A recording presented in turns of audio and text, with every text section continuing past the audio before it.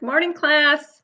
Today's Tuesday, April 14th. I hope you had a wonderful weekend and Easter was awesome for you. I enjoyed mine. We didn't do too much. It was kind of cold on Easter. We did get up for a walk. We searched for some Easter eggs.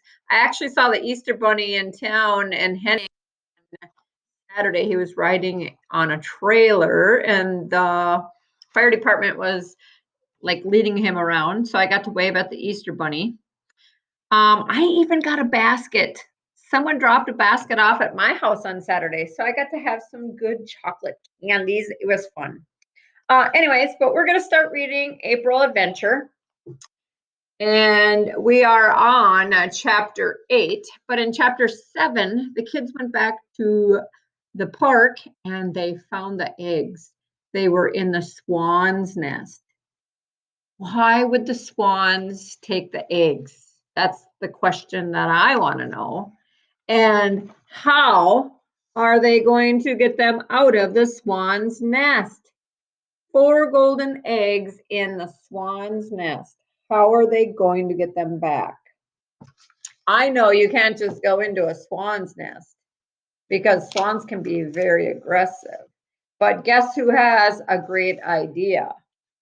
Lucy has a brilliant idea. So let's find out what happens in chapter 8. We found them, Nate said. We get the treasure finally. Well, the swans really found them first, Bradley said. Guys, let's move away from the pond, Lucy said. The swan thinks we're going to steal the eggs. The kids and Pal walked over to the band shell and sat. Pal flopped on the ground with his head on his 2 front paws. So, what do you think we should do? Asked Brian. I really want that prize. I feel sorry for those swans, Lucy said. Why? Nate asked. Because I think something stole their eggs, Lucy said. Maybe it was the raccoons or maybe that snake. But now they don't have any eggs to hatch. That must be why they took our eggs. Yeah, the swans think the eggs will hatch, Bradley said. But they won't because they're hard-boiled eggs. That's a bummer, Nate said. The swans will keep waiting and waiting, but nothing will happen. I have a great idea, Bradley said. Let's get them another swan egg, one that will hatch. Where are we going to get one of those? Brian asked. Bradley stood up and Pal jumped to his feet. There are swans at the petting zoo, Bradley said. Maybe they have some extra eggs. Cool, Nate said. And we know someone who works there. 5 minutes later, the kids and Pal walked through the petting zoo gate. They stopped to pet baby goat. And they found the office and went inside. Well, hi, gang, said a smiling man with gray hair. Do you remember who this would be? Can you think back to the story about the rabbit? I have a feeling it's going to be the janitor who retired, Mr. Neater. Let's see. Then they found the office and went inside. Hi, gang, said a smiling man with gray hair. He was sitting at the desk typing on a computer. It was Mr. Neater, who used to be the janitor at their school. The kids had helped him find a home for his pet rabbit at the petting zoo. Hi, Mr. Neater, Bradley said. How is Douglas? Ask him yourself, Mr. Neater said. He's here on my lap. The kids walked closer. A large rabbit was sound asleep on Mr. Neater's knees. Pal whimpered and tried to lick Douglas. Bradley held the leash tightly. Can I pet him? Lucy asked. Mr. Neater smiled. Douglas will be sad if you don't, he said. Lucy patted the rabbit's soft head. Douglas twitched his ears and wiggled his tail. What brings you kids here? Asked Mr. Neater. Bradley told Mr. Neater about the golden eggs in the swan's nest. And here is Mr. Neater. Douglas is on his lap, and they are petting him.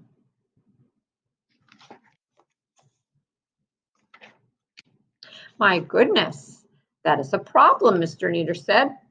That is so sad.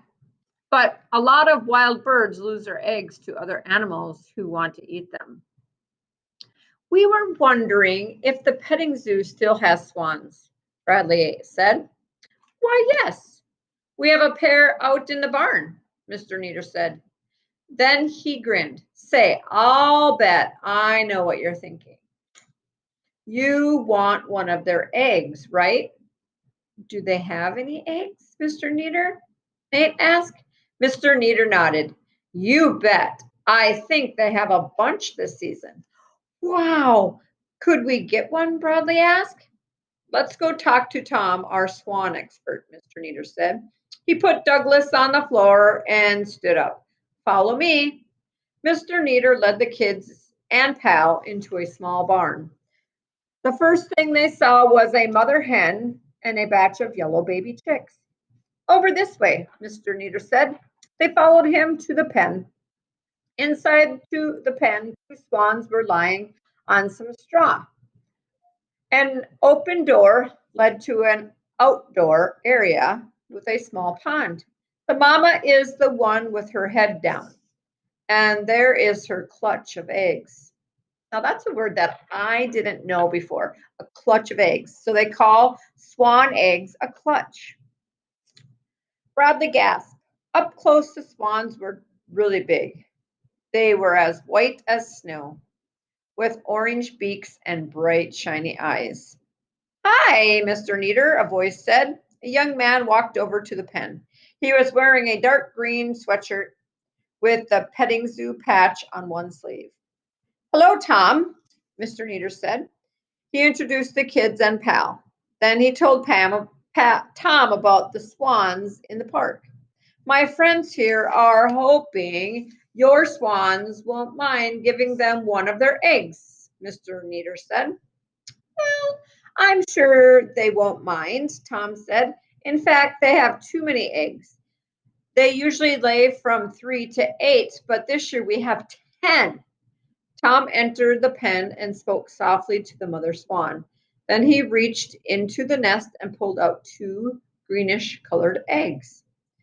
These should hatch in about 10 days, Tom said, but we have to put them in a new nest very fast. But what if the snake or raccoons eat them before they hatch? Bradley asked. Tom put the eggs inside his sweatshirt pocket. Well, then that's a problem, he said. He looked at Mr. Neater. Do you have any suggestions? The man shook his head. I have an idea, Lucy said. They all listened as she explained. You know, that just might work, Tom said.